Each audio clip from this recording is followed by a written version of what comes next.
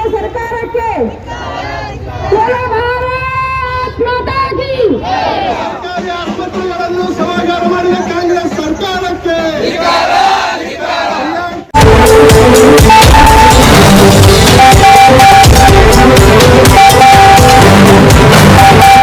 TV news पर स्वागत है आप सभी दर्शकों का। मैं हूं आपके साथ सिमरन।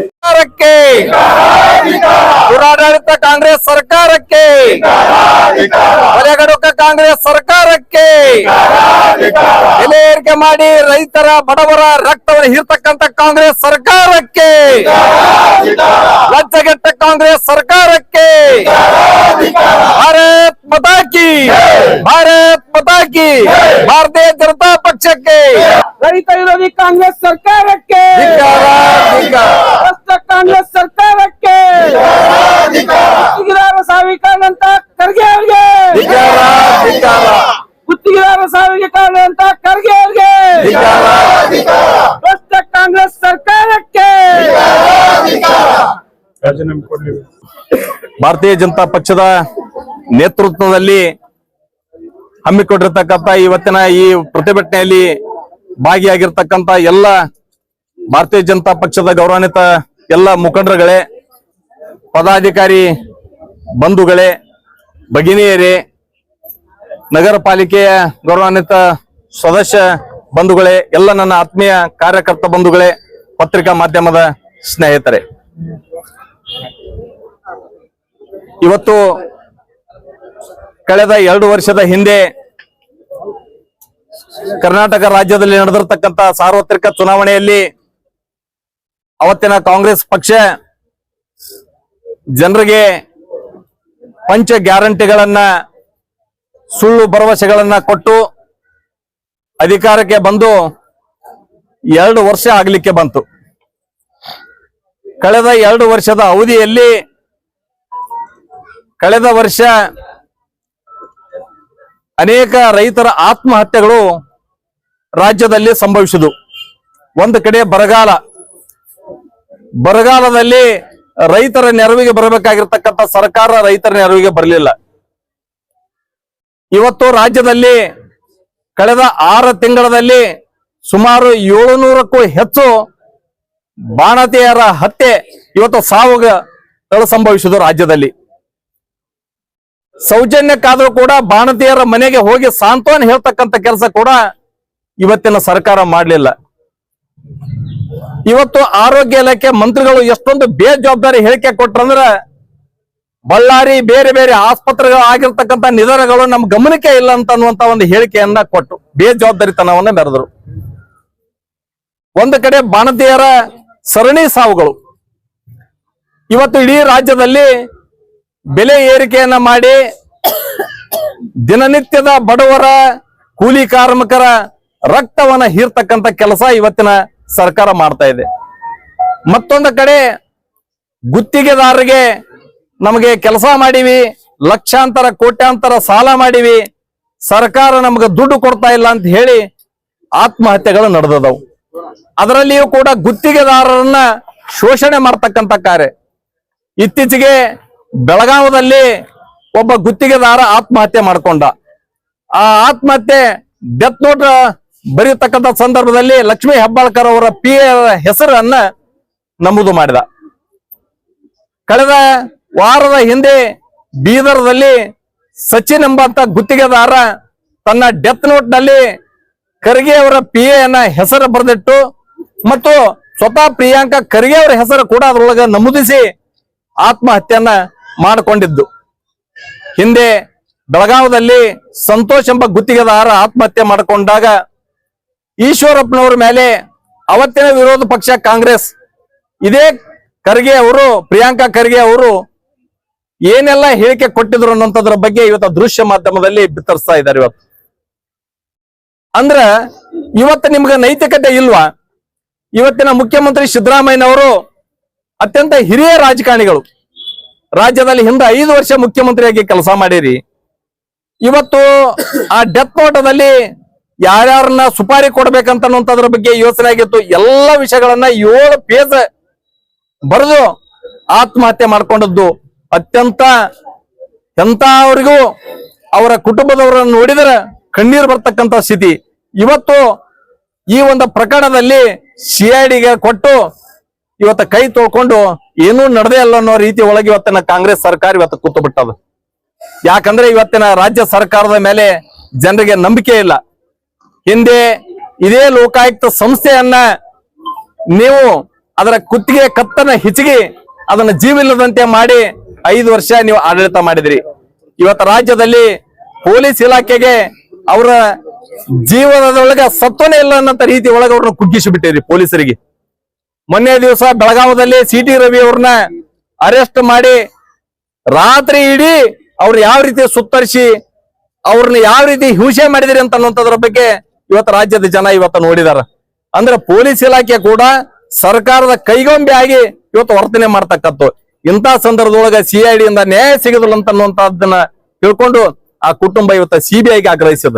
ಅದಕ್ಕಾಗಿ ಆ ಕುಟುಂಬದವರು ಏನ್ ಇವತ್ತು CBIಗೆ ಆಗ್ರಹ ಮಾಡಿದಾರ ಕೊಡ್ಬೇಕಂತ ಹೇಳಿ ಭಾರತೀಯ ಜನತಾ ಪಕ್ಷ ಆ ಕುಟುಂಬದ ಪರವಾಗಿ ನಿಂತ್ಕೊಂಡು ಇವತ್ತು ಅವರಿಗೆ ನ್ಯಾಯ ಕೊಡಿಸಬೇಕನ್ನುವಂತ ಕಾರಣದಿಂದ ಸಮಗ್ರ ಈ ತನಿಖೆಯನ್ನು CBIಗೆ ಕೊಡಬೇಕು. ತಕ್ಷಣವೇ ಮುಖ್ಯಮಂತ್ರಿಗಳು ಪ್ರಿಯಾಂಕಾ ಖರ್ಗೆ ಅವರ ರಾಜೀನಾಮೆ ಪಡಿಬೇಕು ಅಂತ ಹೇಳಿ ಆಗ್ರಹಿಸಿ ಇವತ್ತು ನಾವು ಪ್ರತಿಭಟನೆ ಹಮ್ಮಿಕೊಂಡಿದ್ವಿ.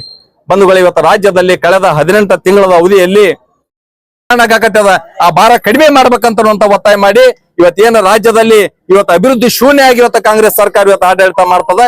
ಇದನ್ನು ನಾನು ಉಗ್ರವಾಗಿ ಖಂಡಿಸಿಕೆಸಿಂದ ಇವತ್ತಿನ ಬೃಹತ್ ಪ್ರತಿಭಟನೆ ಭಾಗಿಯಾಗಿರ್ತಕ್ಕಂಥ ಎಲ್ಲ ಹಿರಿಯರು ಮತ್ತು ಎಲ್ಲ ಭಾರತೀಯ ಜನತಾ ಪಕ್ಷದ ಅಲ್ಲಿ ಭಾಗಿಯಾಗಿರ್ತಕ್ಕಂಥ ಎಲ್ಲಾ ಗೌರವಾನ್ವಿತ ಪದಾಧಿಕಾರಿಗಳು, ಇವತ್ತು ಮಹಾನಗರ ಪಾಲಿಕೆ ಸದಸ್ಯರು ಎಲ್ಲರಿಗೆ ನಾನು ವಂದನೆಗಳನ್ನ ಹೇಳಿ ಇವತ್ತು ಈಗಾಗಲೇ ನಮ್ಮ ಮನವಿಯನ್ನು ಸ್ವೀಕಾರ ಮಾಡ್ಲಿಕ್ಕೆ ಮನೆ ADC ಸಾಹೇಬರು ಇಲ್ಲಿ ಬಂದಿದಾರ. ಈ ಮನವಿ ಪತ್ರವನ್ನ ಅವರಿಗೆ ನಾವು ಭಾರತೀಯ ಜನತಾ ಪಕ್ಷದ ಪರವಾಗಿ ಅವರಿಗೆ ಸಲ್ಲಿಸ್ತೇವೆ.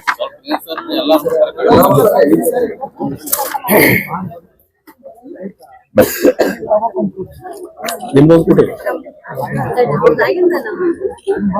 ಮಹಿಳೆಯರದೊಂದು ಕೊಡ ಸಾಹೇಬ್.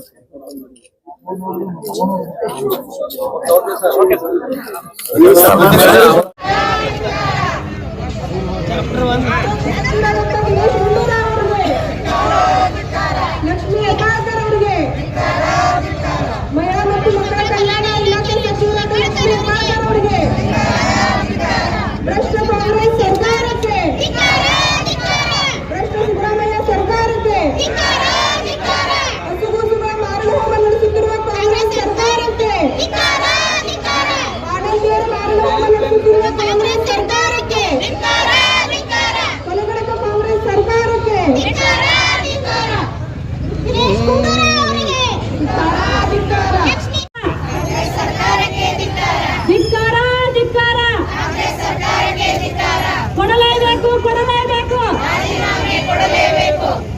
ಇವತ್ತು ಭಾರತೀಯ ಜನತಾ ಪಕ್ಷ ಮಹಿಳಾ ಮೋರ್ಚಾ ವತಿಯಿಂದ ವಿಜಯಪುರ ಜಿಲ್ಲೆಯಾದಂತ ನಾವೆಲ್ಲ ತಾಯಂದಿರು ಸೇರಿ ಇವತ್ತು ಪ್ರತಿಭಟನೆಯನ್ನು ಮಾಡ್ತಿದ್ದೀವಿ.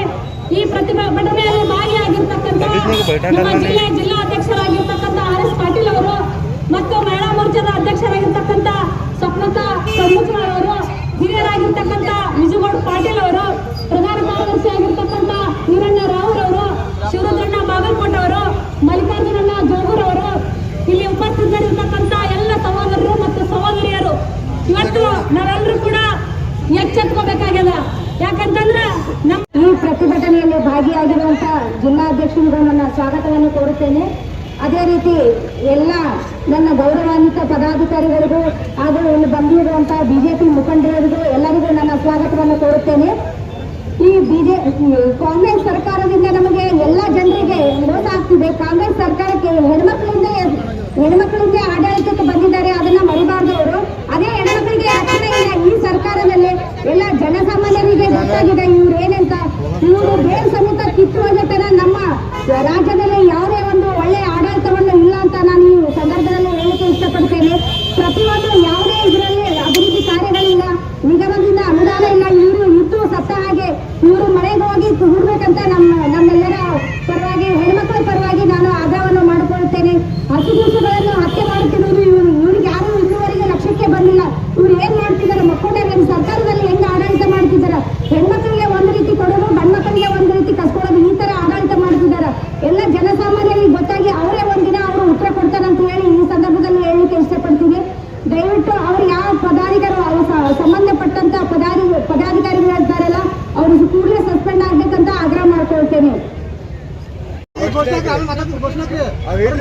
ಸರ್ಕಾರಕ್ಕೆ ಕಾಂಗ್ರೆಸ್ ಸರ್ಕಾರಕ್ಕೆ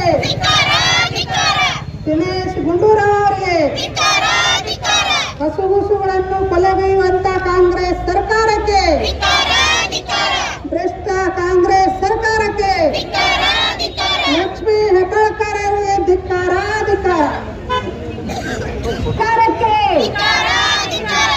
ದಿನಕ್ಕೊಂದು ನಾಟಕ ಮಾಡುತ್ತಿರುವಂತ ಸಿದ್ದರಾಮಯ್ಯ ಅವರಿಗೆ ಕೂಡ ನನಸಾಗೋದು ಅಷ್ಟೇ ಅಲ್ಲ, ಹಾಗೆ ಕನಸನ್ನ ಎಲ್ಲ ಇವತ್ತು ಹೊಸಿಗೆ ಹಾಕಿರುವಂತ ಕಾಂಗ್ರೆಸ್ ಸರ್ಕಾರಕ್ಕೆ, ಆ ಕಾಂಗ್ರೆಸ್ ಸರ್ಕಾರದ ಹೇಳಿಕೆನ ನೋಡಿದ್ರೆ ನಮ್ಗೆಲ್ಲರೂ ಕೂಡ ತಲೆ ತಗ್ಗಿಸುವಂತಾಗ್ತದ. ಯಾಕಂತಂದ್ರೆ ಇವತ್ತು ಆ ಕನಸು ಕಾಣೋದಿರ್ಲಿ, ಆಕೆ ತಾಯಿಯನ್ನೇ ಹೊಸಕ್ ಹಾಕಿದ್ರು.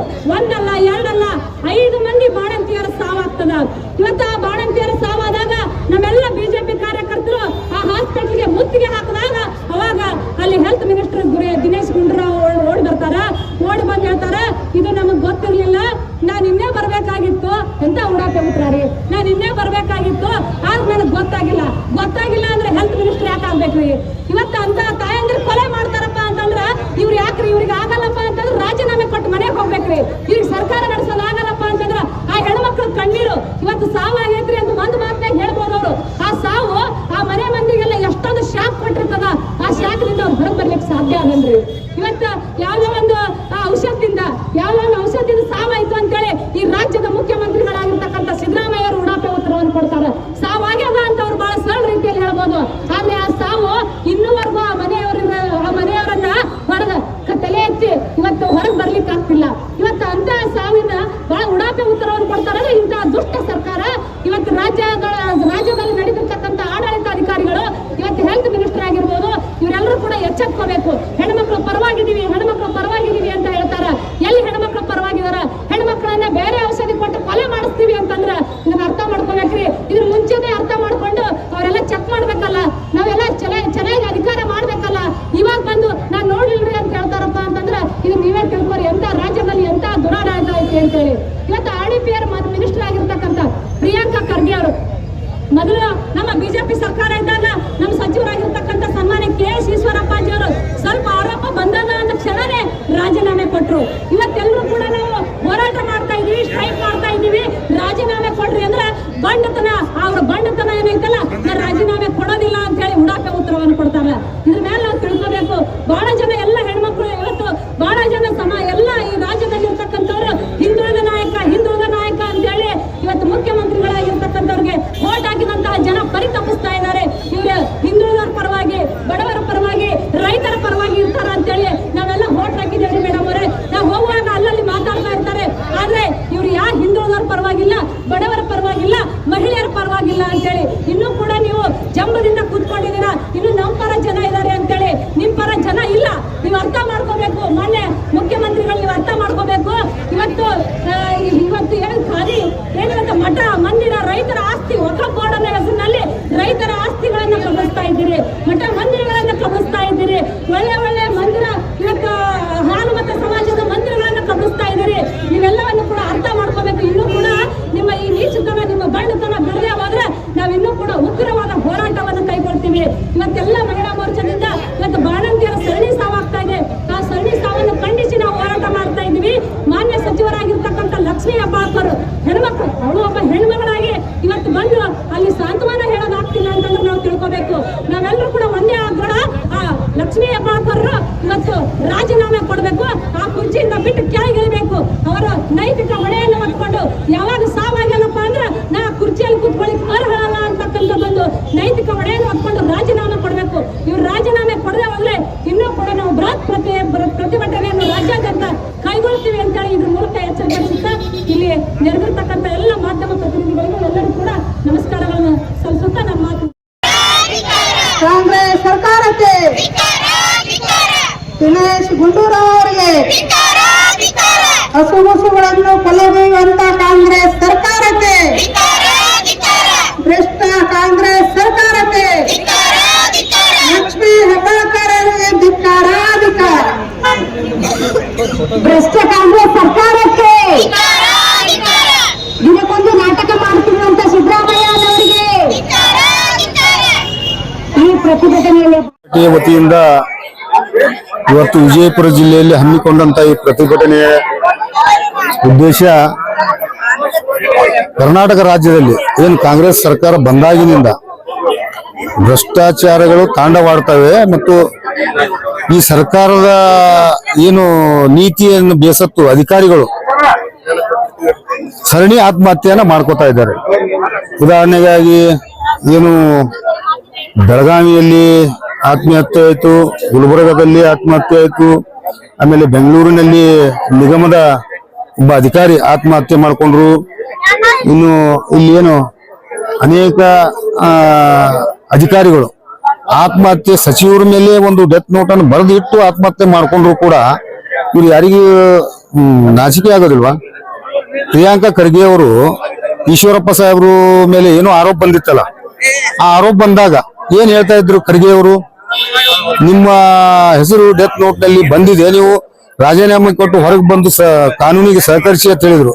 ನಾನು ಏನ ಹೇಳಕ್ ಬರ್ತೀನಿ, ಖರ್ಗೆ ಅವ್ರಿಗೆ ಏನ್ ಹೇಳಕ್ ಬಯಸ್ತೀನಿ ಅಂದ್ರೆ, ನಾವು ದಲಿತರು, ಡಾಕ್ಟರ್ ಬಾಬಾ ಸಾಹೇಬ್ ಅಂಬೇಡ್ಕರ್ ಅವರು ಕೊಟ್ಟಂತ ಸಂವಿಧಾನ, ಕಾನೂನು ಬಗ್ಗೆ ಗೌರವ ಕೊಟ್ಟು ನೀವು ನಿಮ್ಮ ಮೇಲೆ ಏನ್ ಆರೋಪ ಬಂದಿದೆಯಲ್ಲ, ಆ ಆರೋಪಕ್ಕೆ ನೀವು ಸಚಿವ ಸ್ಥಾನದಿಂದ ರಾಜೀನಾಮೆ ಕೊಟ್ಟು ಹೊರಗೆ ಬಂದು ತನಿಖೆಗೆ ಸಹಕರಿಸ್ರಿ. ತಮ್ಮಲ್ಲಿ ಕಾನೂನು ಬಗ್ಗೆ ಗೌರವ ಇದ್ರ, ತಮಗೆ ಕಾನೂನು ಬಗ್ಗೆ ಗೌರವ ಇದ್ರ ರಾಜೀನಾಮೆ ಕೊಡಿ, ರಾಜೀನಾಮೆ ಕೊಟ್ಟು ಹೊರಗೆ ಬಂದು ಸಹಕರಿಸಿ ತನಿಖೆಗೆ. ಅವಾಗ ಗೊತ್ತಾಗ್ತದೆ ನಿಮ್ಮ ಅಂಬೇಡ್ಕರ್ ಅವ್ರ ಬಗ್ಗೆ, ಕಾನೂನು ಬಗ್ಗೆ ಎಷ್ಟು ಗೌರವ ಕೊಡ್ತೀನಿ ಅನ್ನೋದು. ಮೊದಲನೇದಾಗಿ ಕಾಂಗ್ರೆಸ್ನವರಿಗೆ ಕಾನೂನು ಬಗ್ಗೆನೂ ಗೌರವ ಇಲ್ಲ, ಅಂಬೇಡ್ಕರ್ ಬಗ್ಗೆನೂ ಗೌರವ ಇಲ್ಲ, ಸಂವಿಧಾನ ಬಗ್ಗೆನೂ ಗೌರವ ಇಲ್ಲ, ಬರೀ ತೋರ್ಕಿಂಗ್ ಮಾಡ್ತಾ ಇರೋದು ಸತ್ಯ ಅಂತೇಳಿ ನಾನು ಹೇಳಕ್ಕೆ ಬಯಸ್ತೀನಿ. ಯಾಕಂತಂದ್ರೆ ಈ ಫೋಟೋ ಹಿಡ್ಕೊಂಡು ಓಡಾಡ್ತಾರೆ ಅಂಬೇಡ್ಕರ್ ಅವರು. ಏನ್ ಮಾಡಿದ್ರಪ್ಪ ಇಷ್ಟು ವರ್ಷ? ರಾಜ್ಯದಲ್ಲಿ ಇರ್ಬೋದು, ದೇಶದಲ್ಲಿ ಇರ್ಬೋದು, ಫೋಟೋ ಹೆಗಲ ಮೇಲೆ ಹಿಡ್ಕೊಂಡು ಓಡಾಡ್ತೀರಿ ಹೊರತು ಗೌರವ ಕೊಡುವಂತದ್ದು ನೀವು ಯಾರು ಮಾಡ್ಲಿಲ್ಲ. ಅದು ದಲಿತರಾಗಿ ನೀವು ಖರ್ಗೆ ಅವ್ರು ನೀವಾದ್ರೂ ಮಾಡಿ, ಸಂವಿಧಾನಕ್ಕೆ ತಲೆಬಾಗಿ, ಕಾನೂನಿಗೆ ತಲೆಬಾಗಿ ರಾಜೀನಾಮೆ ಕೊಟ್ಟು ಸಹಕರಿಸಿ. ನಿಮ್ಮ ಮೇಲೆ ಆರೋಪ ಬಂದಿದೆ, ಕೊಲೆ ಆರೋಪ ಬಂದಿದೆ, ಸುಪಾರಿ ಕೊಟ್ಟಿದ್ದ ಆರೋಪ ಬಂದಿದೆ.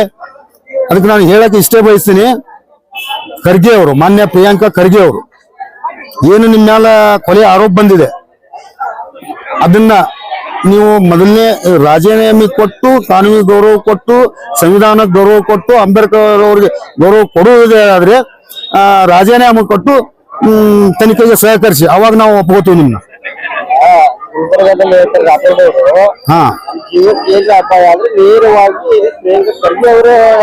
ಹೌದು ಸರ್, ಹೌದು ಸರ್. ಅವ್ರಿಗೆ ಡೆತ್ ನೋಟ್ ನಲ್ಲಿ ಏನೇನಿದೆ ಗೊತ್ತಿದೆ ನಿಮ್ಗೆ? ಎಷ್ಟು ಮಂದಿ ಹೆಸರಿದೆ ಅಲ್ಲಿ? ಇವ್ರಿಗೆಲ್ಲರೂ ಸುಪಾರಿ ಕೊಟ್ಟಿದಾರಂತ ಖರ್ಗೆ ಅವರು. ತಮ್ಮ ಮೀಡಿಯಾ ಮುಖಾಂತರ ನಾನು ನೋಡಿದೀನಿ. ಮೀಡಿಯಾ ಮುಖಾಂತರ 4-5 ಜನ ಸ್ವಾಮಿಗಳಿಗೆ ಹಿಡ್ಕೊಂಡು, ಜಿಲ್ಲಾ ಅಧ್ಯಕ್ಷನ ಹಿಡ್ಕೊಂಡು, ಅಲ್ಲಿ ಯಾರು ಪ್ರಭಾವಿ ಇದಾರಲ್ಲ ಅವ್ರಿಗೆಲ್ಲ ಸುಪಾರಿ ಕೊಟ್ಟಿದಾರಂತ ಇವರು. ಅಂದ್ರೆ ಈ ಏನು ಮಣಿಕಂಠ ನಾಯ್ಕ ಅವ್ರ ಅಪೋಸಿಟ್ ನಿಂದ್ರಬಾರ್ದ? ಯಾರು ನಿಂದ್ರಬಾರ್ದ? ಇವ್ರೇನ್ ಪಾಳೆಗಾರರ? ಏನು ಹಿಂದಿತ್ತಲ್ಲ ಆತರ ಇವ್ರು ನಿಜಾಮ್ರ ಆಡಳಿತ ನಡೆಸ್ತಾ ಇದ್ದಾರ? ಅವ್ರ ಅಪೋಸಿಟ್ ಕ್ಯಾಂಡಿಡೇಟ್ ಆಗ್ಬಾರ್ದ ಯಾರು? ಇದು ಸಂವಿಧಾನ ಅದ್ರಿ, ಇದು ಪ್ರಜಾಪ್ರಭುತ್ವ ಅದ್ರಿ, ಯಾರು ಬೇಕಾದ್ರೂ ಸ್ಪರ್ಧೆ ಮಾಡ್ಬೋದು. ಖರ್ಗೆ ಅವ್ರ ನೀತಿ ಸರಿ ಇಲ್ಲ. ಇದನ್ನ ಅರ್ಥಕೊಂಡು ಮುಖ್ಯಮಂತ್ರಿಗಳು ರಾಜೀನಾಮೆ ಪಡಿಬೇಕು. ರಾಷ್ಟ್ರೀಯ ಅಧ್ಯಕ್ಷ ಅಂತ ಖರ್ಗೆ ಅವರು ಸಹ ಬುದ್ಧಿ ಹೇಳಬೇಕು. ಯಾಕಂದ್ರೆ ಸಂವಿಧಾನ ಗೌರವ ಕೊಡುವಂತವ್ರು, ನೀವು ಕೊಡ್ಬೇಕು, ರಾಜೀನಾಮೆ ಕೊಡ್ಬೇಕಂತ ಹೇಳಿ ನಾನು ಆಗ್ರಹ ಪಡಿಸ್ತಾ ಇದ್ದೇನೆ. ನಾನು ಚಿದಾನಂದ್ ಚಲವಾದಿ, ಬಿಜೆಪಿಯ ಪ್ರಶಿಕ್ಷಣ ಪ್ರಕೋಷ್ಠದ ರಾಜ್ಯ ಸದಸ್ಯ. ವಿಜಯಪುರ ಜಿಲ್ಲಾ ಮಹಿಳಾ ಮೋರ್ಚಾದಿಂದ ಮಾಡುತ್ತಿರುವ ಈ ಪ್ರತಿಭಟನೆ ನಮ್ದು ಬಹಳ ಹೆಮ್ಮೆಯಿಂದ ಮಾಡ್ತಿದೀವಿ. ಯಾಕಂದ್ರೆ ಕಾಂಗ್ರೆಸ್ ಸರ್ಕಾರದವರು ತಮ್ಮ ಬಿಟ್ಟಿ ಭಾಗ್ಯದಿಂದ ಹೆಣ್ಮಕ್ಳ ಹೆಸರಿನಿಂದನೇ ಆಡಳಿತಕ್ಕೆ ಬಂದಿದೆ. ಹೀಗಾಗಿ ಆ ಹೆಣ್ಮಕ್ಳಿಗೆ ರಕ್ಷಣೆ ಕೊಡ್ತಾ ಇಲ್ಲ. ಇವರು ಏನ್ ಮಾಡ್ತಿದ್ದಾರೆ ಅಂದ್ರೆ ದಿನಕ್ಕೊಂದು ಹಗರಣ ಹೆಚ್ಚಾಗ್ತಾ ಇದೆ. ಈ ಬಿಜೆಪಿ ಸರ್ಕಾರದವರಿಗೆ ಏನು ಒಂದು ಅನುದಾನ ಕೊಡ್ತಾ ಇಲ್ಲ, ದಿನ ಒಂದು ಹಗರಣ ಆಗ್ತಾ ಇವೆ. ಬಾಣತೇರಿ ಒಂದು ಒಳ್ಳೆಯ ರಕ್ಷಣೆ ಇಲ್ಲ. ಇವರು ಹೆಣ್ಮಕ್ಳ ಹೆಸರಲ್ಲಿ ಆಡಳಿತ ಮಾಡ್ಕೊಂಡು ಹೆಣ್ಮಕ್ಳಿಗೆ ಇದು ಮಾಡಿಲ್ಲ ಅಂತಂದ್ರೆ ಜನ ಇವರಿಗೆ ಒಂದಿನ ಪಾಠವನ್ನು ಕಲಿಸ್ತಾರೆ. ನಿಜವಾದ ಒಂದು ಏನಂತ ಮನೆಗ್ ಕಳಿಸ್ತಾರೆ. ಇವರು ಅಡ್ರೆಸ್ ಒಂದು ದಿನ ಕಾಂಗ್ರೆಸ್ ಸರ್ಕಾರವು ಒಂದಿನ ಅಡ್ರೆಸ್ ಇಲ್ಲದೆ ಮನೆಗೆ ಹೋಗುತ್ತದೆ. ಇದು ಈ ಕಾಂಗ್ರೆಸ್ ಸರ್ಕಾರ ಬಂದಾಗಿನಿಂದ ಯಾವುದೇ ನಿಗಮದಿಂದ ಅನುದಾನವಿಲ್ಲ, ಯಾವುದೇ ಅಭಿವೃದ್ಧಿ ಕಾರ್ಯಗಳಿಲ್ಲ. ಏನ್ ಹೇಳಿದ್ರು ಉಡಾಫೆ ಉತ್ತರನೇ ಕೊಡ್ತಾರೆ. ಸಿದ್ದರಾಮಯ್ಯ ಅವರಿಗೆ ಯಾವುದೇ ಒಂದು ಹೇಳಿದ್ರು ಕೂಡ ಅವ್ರಿಗೇನು ವ್ಯತ್ಯಾಸನೇ ಆಗೋದಿಲ್ಲ. ಹೆಣ್ಮಕ್ಳ ಮೇಲೆ ಕರುಣೆನೇ ಇಲ್ಲ. ಇಂತ ಸರ್ಕಾರ ಇದ್ರು ಎಷ್ಟು ಬಿಟ್ರು ಇಷ್ಟು, ನಮಗೆ ಯಾರಿಗೂ ಬೇಕಾಗಿಲ್ಲ. ಈಗಂತ ನಾವು ಹೇಳ್ತಾ ಇಲ್ಲ, ಪಕ್ಷದಿಂದ ಎಲ್ಲಾ ಜನಸಾಮಾನ್ಯರು ಕೂಡ ಇದೇ ಒಂದು ಮಾತನ್ನ ಹೇಳ್ತಿದ್ದಾರೆ. ಅವರಿಗೆಲ್ಲ 75% ಈಗ ಹೆಣ್ಮಕ್ಳಿಗೆ ಗೊತ್ತಾಗಿದೆ ಈ ಕಾಂಗ್ರೆಸ್ ಸರ್ಕಾರದ ಒಂದು ಭ್ರಷ್ಟ ಏನು ಸರ್ಕಾರ ಅದಲ್ಲ, ಆ ಆಡಳಿತ ಯಾವ ತರ ಮಾಡ್ತಾ ಇದೆ ಅಂತ ಹೇಳಿ ಎಲ್ಲ ಸಾಮಾನ್ಯ ಜನರಿಗೆ ಗೊತ್ತಾಗಿದೆ. ಆಲ್ರೆಡಿ ಅವರೇ ಒಂದಲ್ಲ ಒಂದು ದಿನ ಪಾಠ ಕಲಿಸ್ತಾರೆ. ಈ ಕಾಂಗ್ರೆಸ್ ಸರ್ಕಾರ ತಂದೆ ಯಾವುದೇ ಒಂದು ಅಡ್ರೆಸ್ ಇರ್ಲಾರ್ದೆ ಮನೆಗೆ ಹೋಗುತ್ತದೆ ಅಂತ ಹೇಳಿ ಸುಷ್ಮಿತಾ ವಾಣ್ಕರ್, ಮಹಿಳಾ ಮೋರ್ಚಾ ಜಿಲ್ಲಾ ಉಪಾಧ್ಯಕ್ಷರು. ಇದರಿಂದ ನಡ್ಕೋತಿದ್ರೆ ಮುಂದಿನ ದಿನಮಾನಗಳಲ್ಲಿ ನಾವು ಇದಕ್ಕಿಂತ ಉಗ್ರವಾದ ಹೋರಾಟವನ್ನ ಮಾಡ್ತೀವಿ ಅಂತ ಹೇಳಿ ನಾನು ಹೇಳಕ್ ಬಯಸ್ತೀನಿ. ಕೊನೆ ಪಕ್ಷ ಆ ಮಕ್ಕಳ ದತ್ತು ತಗೊಳ್ಳೋ ಕಾರ್ಯಕ್ರಮವನ್ನ ಈ ಸರ್ಕಾರ ಮಾಡ್ಬೇಕು. ಅವರು ಶೈಕ್ಷಣಿಕ, ಸಾಮಾಜಿಕ ಮತ್ತು ಆರ್ಥಿಕವಾಗಿ ಬೆಳೆಯೋದಕ್ಕೆ ಈ ಸರ್ಕಾರ ನೆರವು ಕೊಡ್ಬೇಕಂತ ಹೇಳಿ ನಾನು ಈ ಸಂದರ್ಭದಲ್ಲಿ ಹೇಳಕ್ ಬಯಸ್ತೀನಿ.